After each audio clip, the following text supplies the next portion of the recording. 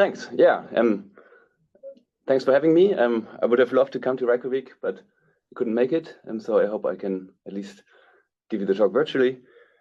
Maybe one word about myself. I studied math in Bonn, Paris, and Berlin. And since 7 years, I work at Google in Zurich. And I like formalization, I like Lean, and I like MATLAB. So, and today I wanted to talk to you about the formal Conjectures Repo, which is something that we open sourced this summer. And yeah, the plan for today is to basically answer all the questions you might have. And if there's any left over, you can ask also in the end. So what is the formal Conjectures Repo? Basically, it's a collection of mathematical statements formalized in Lean. And most of the statements don't have a proof. I mean, no, there's no informal proof, they're just conjectures. Currently, we have like 484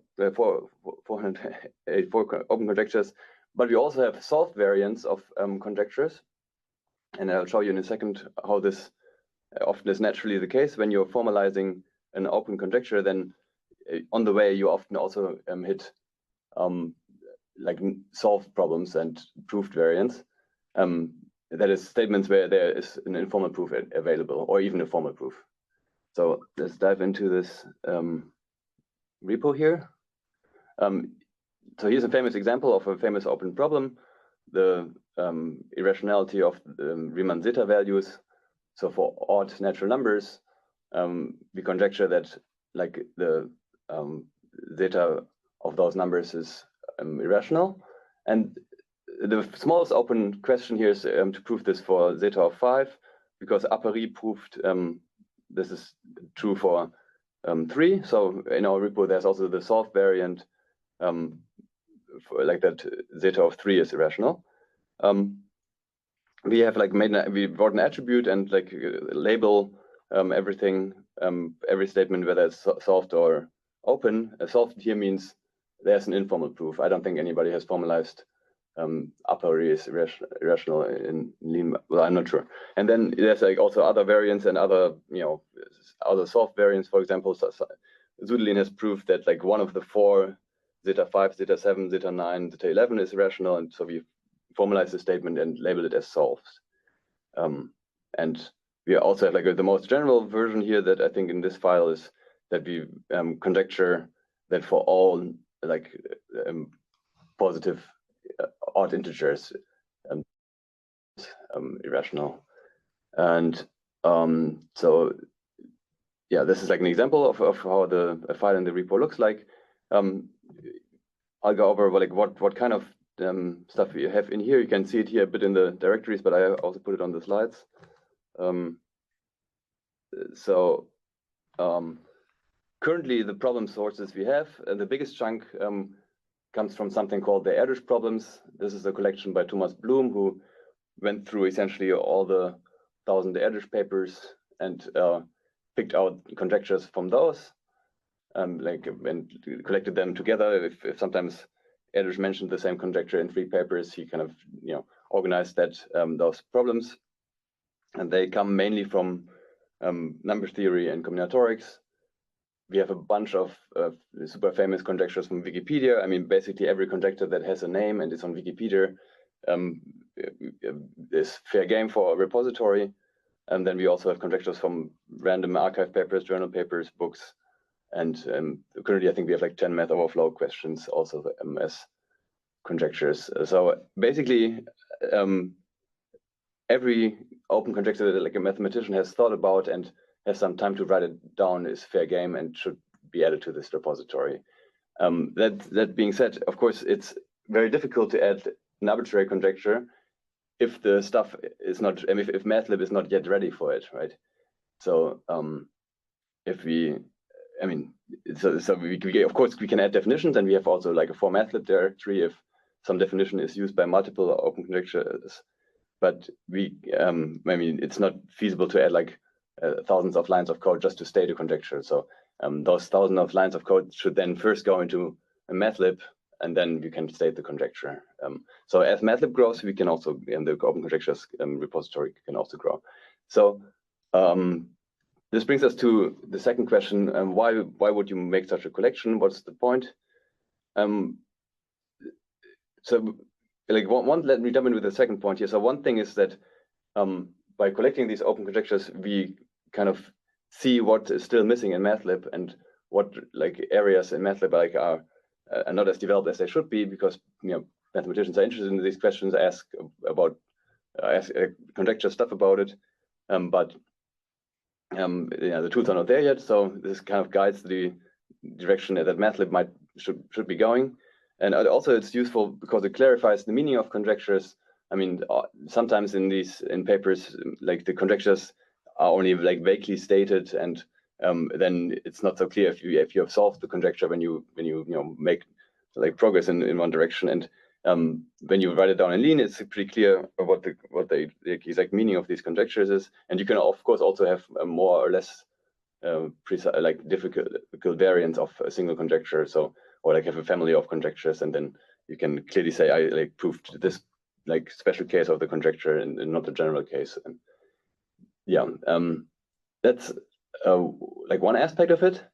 Another aspect of it is to integrate and measure how good automatic proof generation and auto-formalization is. So this is the benchmark aspect of this repository.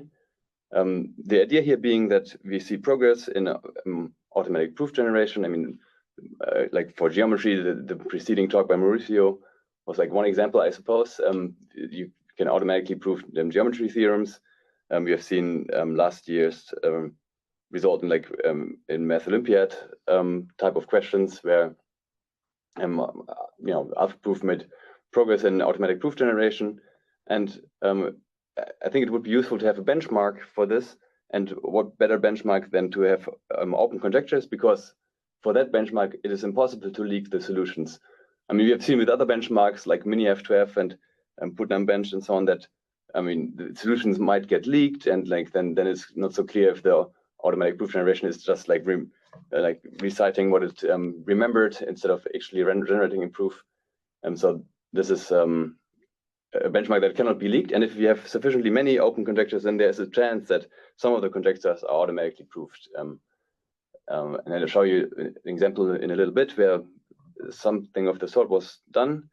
The solved variance will constitute a benchmark for auto-formalization, because I mean then somewhere there's an informal proof, and we might even at some point add like pointers and text for the informal proofs, and then it becomes a task of translating that proof, which is also an interesting task to learn and to measure. The third viewpoint is you can view this repository as like a high latency way to interact with automatic proving agents.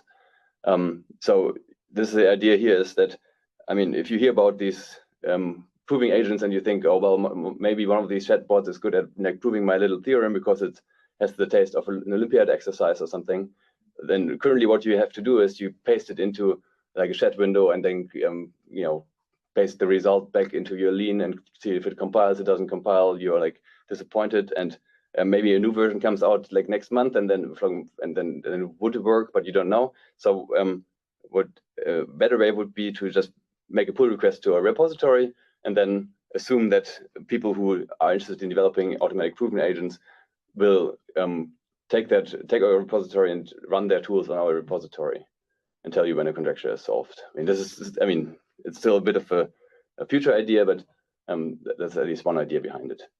And it's the whole effort is community driven. You can make pull requests, and they would be very welcome, and decide in what direction this goes into. So how does it work? Well, you currently manually formalize the conjectures, and then make pull request, review it. It's of course very difficult not to make mistakes here, because we don't formalize the proofs. I mean, you've all experience in how easy it is to make mistakes in this way. And the automated theorem proving helps in finding misformalizations.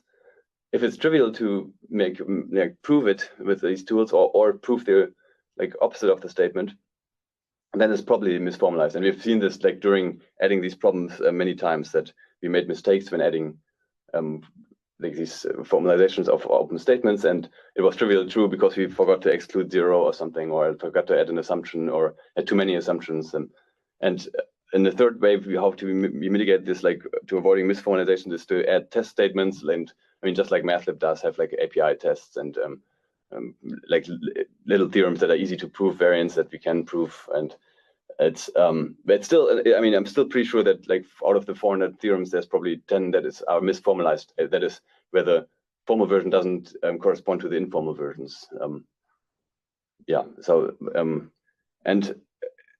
so this trick of using automated theorem proving to finding misformalizations sometimes also finds like accidentally like proves an open theorem, or like it at least finds like interesting things. So here I want to show you one example of that. So we had in our part of when we formalized the Erdős problems, one of the Erdős problems is number 730, which is an interesting question. You have like central binomial coefficients, and you ask, are there two of them in different rows that have the same prime divisors? And I mean, this is the main question. This wasn't solved. But then there was like a remark in this, in every known example, they are in like 2 succeeding rows, or like 2 rows skipped. So there's like n always equals n+1. And when I formalize this statement, I formalize the big statement here, the big open problem, but I also formalize all the comments. And so the formalization looked like this. I mean, you have the statement here, and then I called this like delta 1. The conjecture is like in every known example, this delta is I mean, n equals n+1.